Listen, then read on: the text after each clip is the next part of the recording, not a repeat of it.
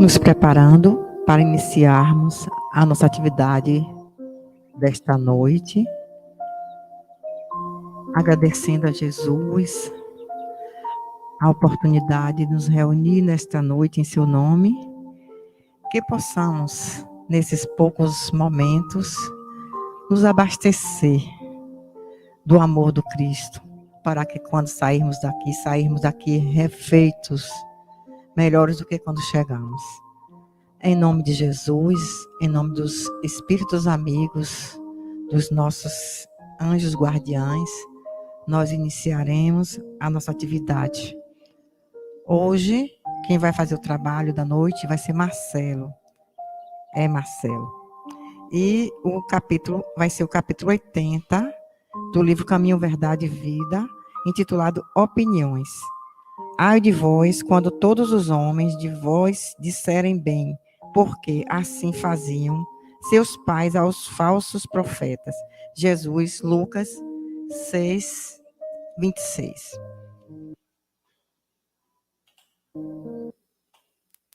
Com a palavra Marcelo. Nós já estávamos com saudade dele, não foi? A gente há tanto tempo que a gente não ouve essa voz, já estávamos assim, com muita saudade. E hoje é um dia muito especial. Hoje é o dia do aniversário de Marcelo, então hoje a gente deu de presente a ele uma palestra e ele nos vai nos presentear com uma palestra também, né?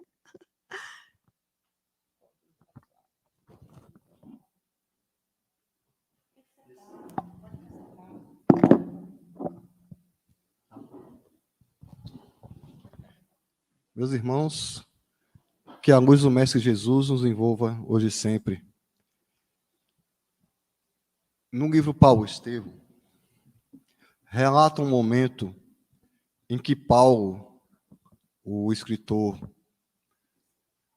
de boa parte do Evangelho, das suas epístolas, né? São Paulo de Tarso, ele estava preso em Cesareia.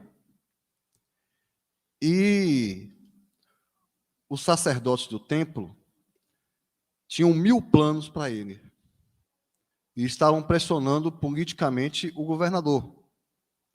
Chegou até Paulo a notícia que estava sendo planejado que tudo o que aconteceu com Jesus ia ser reproduzido nele. A coroa de espinhos, o manto, o chicote, e ele ia ser crucificado igual Jesus. Que eles iam reproduzir o espetáculo de Jesus. Paulo ficou completamente indignado porque, na visão dele, ele não poderia de forma alguma ser comparado com Jesus. Ele não poderia ser equiparado com Jesus.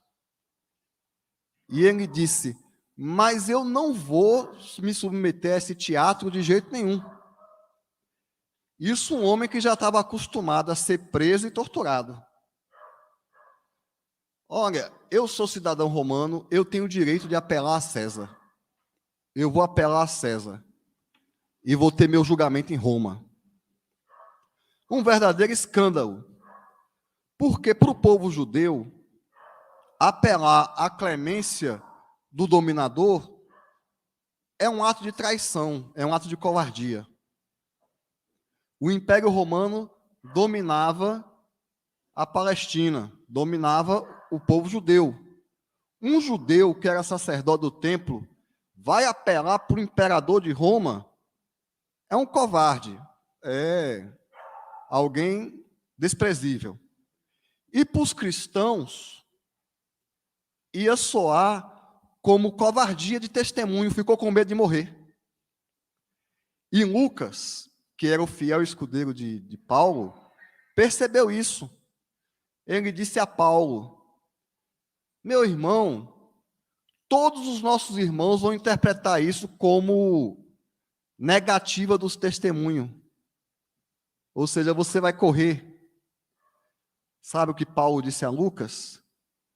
Ele disse o seguinte: eu quero, e ele disse inclusive, Lucas disse inclusive, que os cristãos durante a história, iam interpretar aquilo como um momento de fraqueza, de covardia dele. E isso aconteceu. O que Paulo disse a Lucas foi o seguinte: eu não estou aqui para servir a opinião dos homens. Eu estou aqui para servir para Jesus.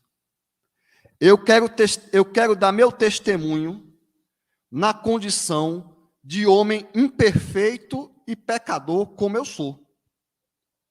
O meu compromisso é com Jesus. Eu não vou participar desse espetáculo, não. E ele recorreu a Roma, e ele foi transferido para Roma. E foi recriminado pelo povo dele, pela comunidade dele, como covarde. Porque o compromisso de Paulo era com Jesus. Não era com Pedro, não era com Lucas, o próprio Lucas, São Lucas, né? Eu falo assim para todo mundo entender do que eu estou falando. Eu estou falando dos evangelistas, Lucas. Mas, meu irmão, você vai amarelar? Se fosse nordestino, dizia assim, seja homem, rapaz. Eu digo, não. Ele disse, não estou preocupado com isso, não. Antes disso, ele estava preso há 3 anos. Aliás, ele estava preso há uns 4, mas tinha 3 anos que ele perdeu a oportunidade de sair da cadeia. O governador chamou ele e disse ele assim, isso aconteceu há 2000 anos, olha que interessante. Paulo, você é um homem famoso, você tem muitos amigos. Se você arranjar um dinheirinho para atender os interesses de alguns funcionários públicos, já tinha funcionário público naquela época, você está livre amanhã. Aí ele disse, governador, se a minha soltura depender do mais ínfimo da corrupção, do mais ínfimo funcionário de Roma, eu fico aqui para o resto da vida. Porque eu aqui estou livre, mas você é escravo do pecado. Isso rendeu mais 3 anos de cadeia para Paulo, o desaforo que ele disse para o governador. É como dar um desaforo para um juiz que vai te libertar. Aliás, ele morreu também de desaforo. Quando ele foi para Roma, ele passou um tempo trabalhando entre os cristãos, mas o imperador de Roma pegou ele. E disse, olha, estou aqui para julgar o seu recurso, se defenda. Você sabe o que Paulo fez? Passou um sabão no governador. No imperador de Roma, em Nero. Mas lembrou a Nero todos os deveres dele, que os cristãos estavam morrendo, que o povo estava passando fome, e que confiava que ele tinha que tomar uma providência. Nero mandou matar ele no dia seguinte. E no dia seguinte, por debaixo do pano, sem dizer que foi ele que mandou, não mandou na hora, porque ele é hipócrita, não ia assumir o ato. No dia seguinte, Paulo foi conduzido fora da cidade, e um soldado romano, quando ia desembainhar a espada, disse, eu não estou conseguindo fazer isso não, estou lamentando muito pelo Senhor. Olhou para o soldado e disse, olha, faça o que você tem que fazer aqui, porque eu vou me libertar e você vai ficar servindo ao Senhor do pecado. Eu tenho pena de você. Pode fazer. Desembainhe a sua espada e faça o que você tem que fazer. E assim, cortou o pescoço dele. E assim Paulo desencarnou. Mas, voltemos à primeira lição. O fato essencial da vida, primordial, a primeira revelação da lei de Deus, que é difícil da gente entender até hoje. Ali na lei mosaica, a primeira lei do Código Jurídico do Ocidente. Amarás o Senhor teu Deus de todo o teu entendimento, de todo o seu coração, acima de todas as coisas. Então, o ser humano é, antes de tudo, acima de tudo, filho de Deus. O ser humano, ele se planifica quando realiza a vontade de Deus. E ele degenera quando ele desvia da vontade de Deus. Isso não é uma lei externa que vai chegar lá um anjo ou vai chegar um mentor espiritual e vai julgar a gente, não. Que é bom colocar isso em matéria de espiritismo. Kardec pergunta, onde está escrita a lei de Deus? Os espíritos respondem, no livro dos espíritos, está escrita na consciência. No mesmo livro, Kardec pergunta, o que é a felicidade? E os espíritos respondem, a consciência pura e a fé no futuro. Então, qual é a resposta dos espíritos sobre felicidade? Meu irmão, não interessa o carro que você tem, a casa que você tem, a esposa que você tem, o filho que você tem, ou se as pessoas gostam de você. O fundamento da sua felicidade é: você tem a consciência tranquila pelo cumprimento do dever? Porque nós passamos a vida toda iludidos, achando que nós precisamos ser amados, que nós precisamos da aprovação dos outros, que nós precisamos do afeto dos outros. Em nenhum lugar do Evangelho você vai ver Jesus ensinando a gente a conquistar o amor dos outros. Em nenhum lugar do Evangelho você vai ver Jesus ensinando a gente a conquistar a aprovação dos outros. Tudo bem, eu não tenho a Bíblia decorada, mas se alguém puder me esclarecer, procurará ser bem falado na sua vizinhança. Faça de tudo para que a sua comunidade fale bem de você. Procurará se vestir de forma que as pessoas te amem. E se votar no partido da oposição, não conte para ninguém. No meu evangelho está escrito outra coisa. Está escrito assim: bem-aventurados sois vós quando forem insultados, injuriados e injustiçados por amor ao meu nome, porque vosso é o reino dos céus. Na minha Bíblia tem assim, talvez não está. Não estou lendo direito. O versículo de ficar bonitinho, botar a asinha de santo e sair por aí conquistando os outros, não tá na minha Bíblia, não. Mas o que Jesus ensina é amar. Né? Qual é o maior mandamento? Ame a Deus e ame a seu semelhante. Não é assim, procure ser amado pelo seu semelhante. Vocês já refletiram que Jesus não ganharia nem para vereador? Jesus perdeu uma eleição, gente. Essa eleição custou a vida dele. Ele não era uma pessoa popular. A popularidade de Jesus foi testada.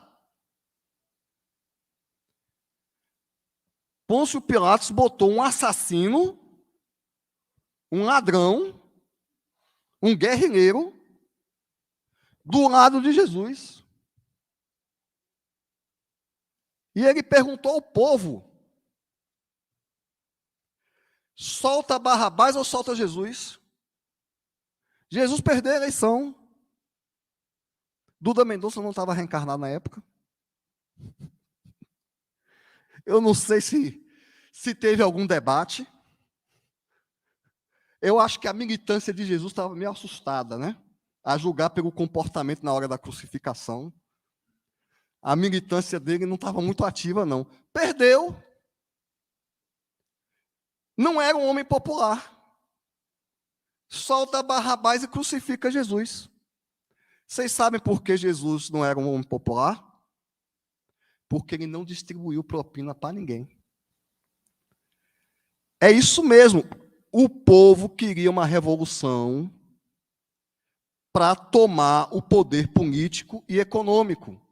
O povo queria se livrar dos romanos, deixar de pagar imposto. Era a promessa de Barrabás: dinheiro e poder. Agora, qual era a promessa de Jesus? Mas, rapaz, que político é esse? Meu reino não é deste mundo. Bem-aventurados sois vós quando forem injuriados e insultados. Pense no programa partidário. Bem-aventurados os mansos, porque herdarão a terra. Bem-aventurados que choram, porque querem ser consolados. Que programa? Perdeu.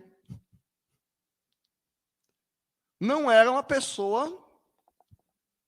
Podemos dizer que Jesus era amado por alguns, mas era odiado por muitos. Ou, pelo menos, não era popular. Mas nós estamos muito preocupados em sermos populares. Porque nós não temos a consciência limpa. Porque nós somos a encarnação da culpa. E quem sente culpa tem uma desesperada necessidade de aprovação dos outros. Porque tem culpa no cartório. Nós não nos sentimos bons, então a gente precisa o tempo todo de gente dizendo que a gente é legal. Mas no fundo, a gente sabe que a gente não é legal. A arrogância, o orgulho, é a falta de autoestima. Quem tem autoestima é humilde. Não precisa provar nada para ninguém. Mas quem tem culpa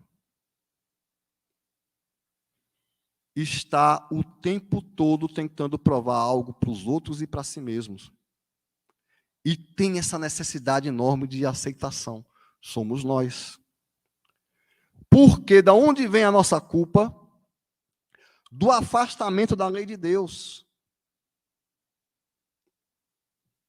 O afastamento da lei de Deus macula a consciência, nos faz culpado. A gente acorda de manhã sem direito de ser feliz. Se está tudo bem no dia, a gente fica pensando assim, alguma coisa errada vai acontecer, porque não é possível que hoje eu não vou ter nenhum problema. Porque a gente se acha necessitado do sofrimento. Mas Paulo, ele não estava querendo agradar nem Lucas, nem os judeus, nem os apóstolos, nem os cristãos. Ele disse, pode todo mundo falar mal de mim, meu negócio é com Jesus. Meu compromisso é com Deus. Quando eu desencarnar, que forem puxar minha ficha, eu não tenho medo da morte, não, eu tenho medo da ficha. Meu espírito protetor tem uma ficha. Quando ele vier com a ficha para cima de mim, eu vou dizer, olha, pode me mandar logo para o umbral, não quero avaliar a reencarnação, não, pode isso. Não quero saber nada, não. Eu tenho medo dessa ficha. Aí, quando desencarnar, vai ter a minha ficha lá, que já está lá, a minha ficha está me esperando. E ninguém vai me perguntar se as pessoas me amavam ou não. O que a minha consciência vai perguntar para mim mesmo é se eu amava as pessoas, se eu ajudava as pessoas, o que é que eu fiz de bom, o que é que eu ajudei as pessoas. Não é se são as pessoas me são gratas. Não é se eu sou uma pessoa respeitada na comunidade. É se eu tive uma vida, um procedimento consonante com a lei de Deus.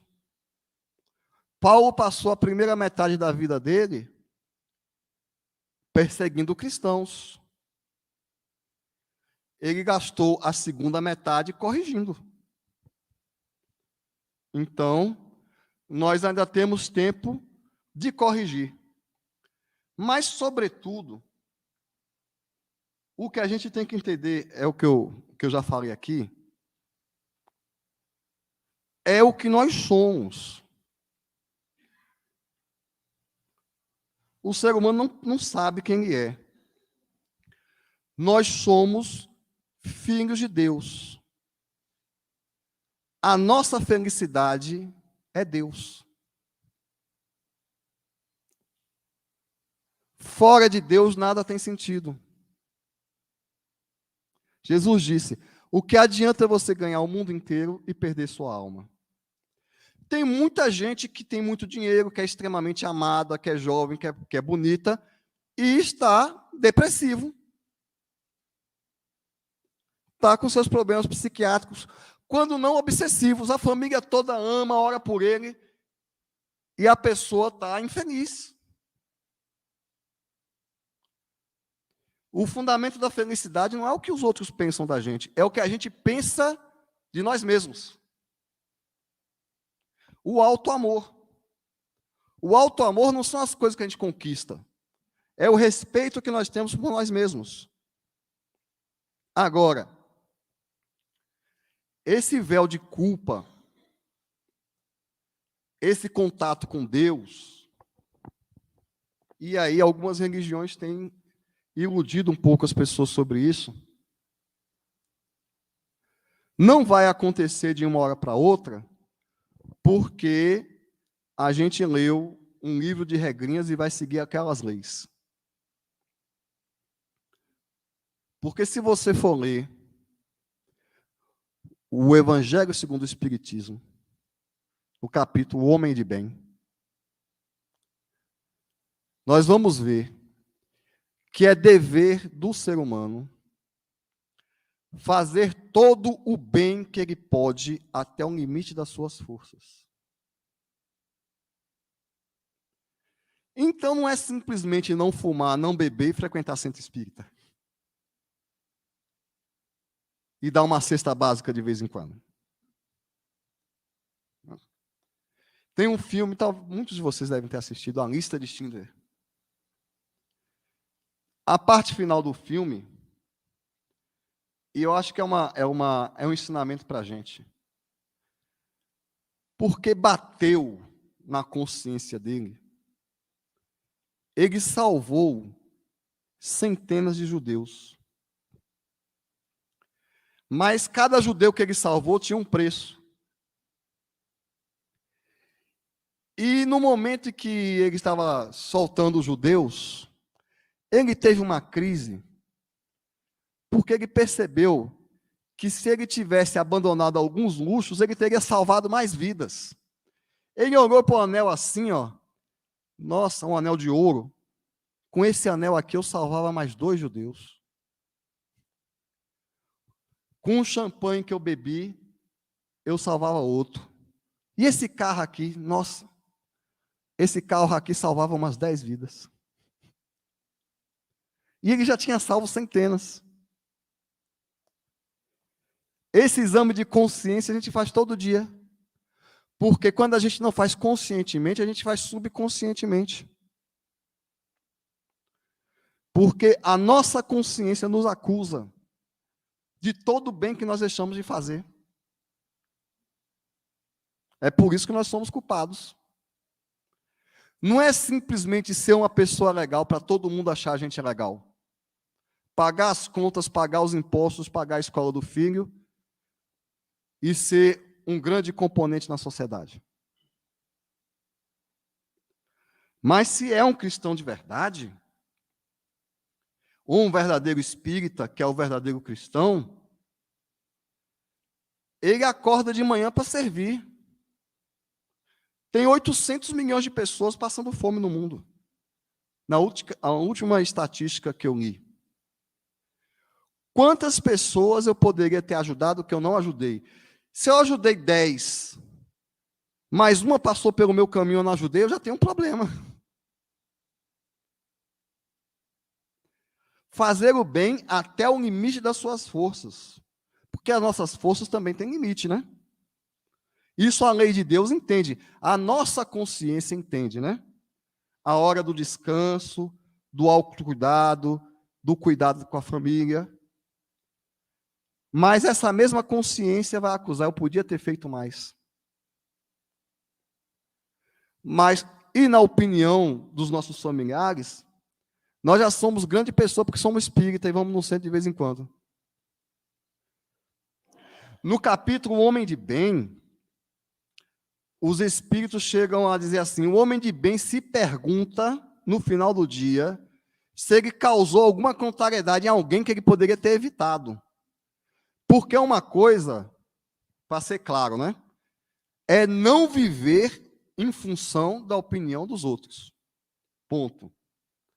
Outra coisa é agredir a opinião dos outros deliberadamente. É claro que a gente faz algumas coisas para agradar os outros. Mas eu não vou me pautar a minha vida, como meu programa de vida, o meu compromisso é com Jesus, eu não vou pautar a minha vida pela opinião dos outros. Mas é claro que eu vou ser cortês, vou procurar ter uma relação social interessante, que isso também faz parte do outro capítulo do Evangelho segundo o Espiritismo, a afabilidade e a doçura. Não se trata de sair contrariando todo mundo. Por exemplo, Jesus, o próprio Jesus, fez muita coisa só para agradar o povo, a opinião do povo. Como, por exemplo, começar a pregar aos 30 anos, pregar nas sinagogas, aos sábados. Jesus seguia os preceitos religiosos do seu tempo para não contrariar. Então, e até para fazer as profecias se cumprirem. Então, dentro do possível, do que ele achava lógico, ele seguia as regras sociais. Ele fazia questão para ser palatável, para ser simpático e para ser convincente. Mas, na hora do compromisso com o Pai, não tem regra social certa. Entrou no templo e saiu quebrando tudo. Não farás da casa do Senhor local de comércio. E saiu quebrando. Não é? Na hora do compromisso com Deus, não tem regra social. E assim é o cristão. A César o que é de César, a Deus o que é de Deus. Nós devemos, baseado nesse capítulo sobre opiniões, vou usar o ditado show.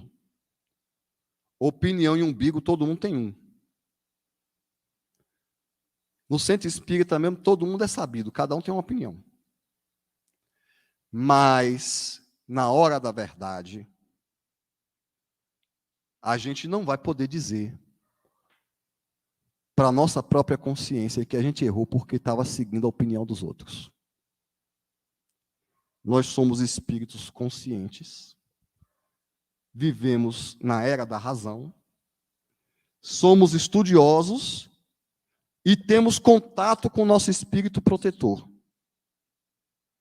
A gente erra muito, e vamos errar muito ainda, mas temos o dever de procurar acertar.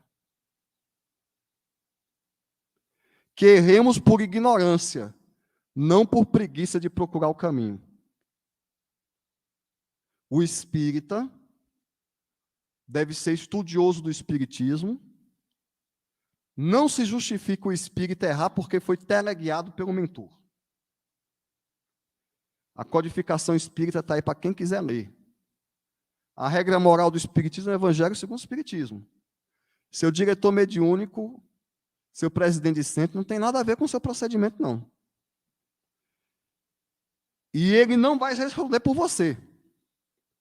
Por isso é melhor cada espírita estar consciente do que está fazendo da sua vida. Todos nós temos a mesma informação e todos nós temos contato com o nosso espírito protetor através da oração. Mas não é fácil a gente encontrar a voz de Deus dentro da gente. Mas nós temos que nos esforçar todos os dias. Porque, como os próprios Espíritos respondem no Livro dos Espíritos, as nossas paixões materiais sobrepujam a voz da nossa consciência. Por isso que nós precisamos, para encontrar o nosso verdadeiro contato com Deus, não é simplesmente uma leitura, nós precisamos de um processo de purificação através da prática da caridade. Para ir tirando as impurezas que tapam a nossa visão, até que nós encontremos a nossa realidade íntima. Então, qual é o dever do espírita? Estudo, oração e caridade, procurando sempre encontrar a lei de Deus que está dentro de si. Fazendo como Paulo. Quando Jesus apareceu para Paulo nas portas de Damasco, ele tinha perdido tudo. Mas o que ele falou para Jesus foi o seguinte: Senhor, o que queres que eu faça? Vamos perguntar isso para Deus nas nossas orações e procurar atender a resposta. Vamos perguntar de hoje em diante para Deus: Senhor, o que queres que eu faça?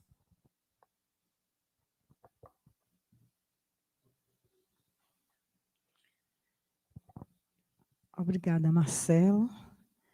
Nós queremos informar que a equipe do acolhimento fraterno está atendendo no térreo quem desejar buscar a equipe para ser atendido. E nós vamos orar. Luciana e João já fiquem a postos. Vamos conversar. Assim, queridos irmãos, mais um momento se inicia após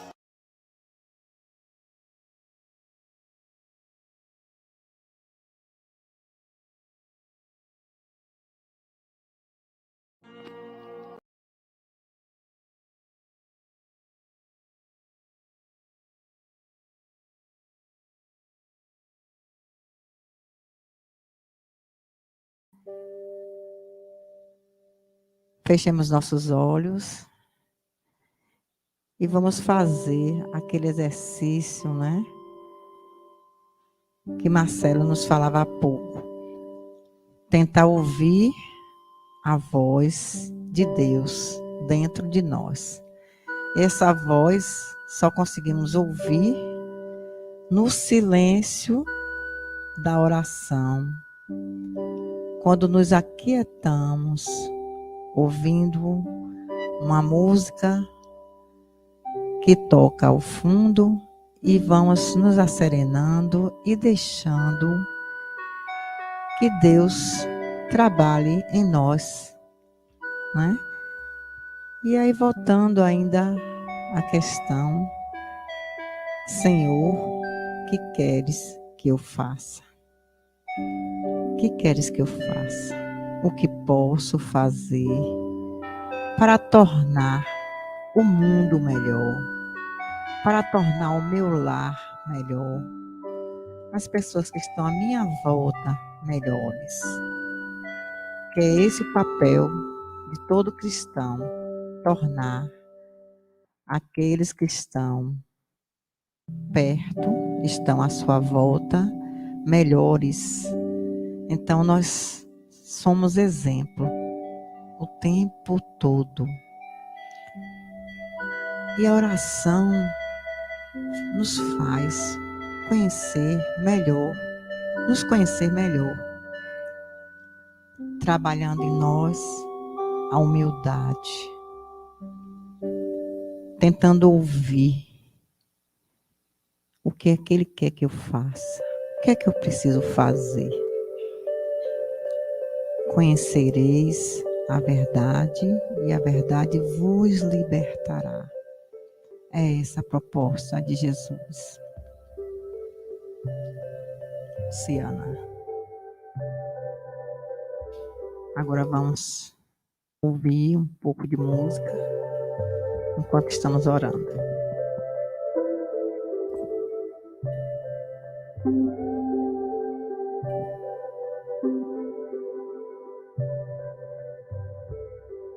De olhos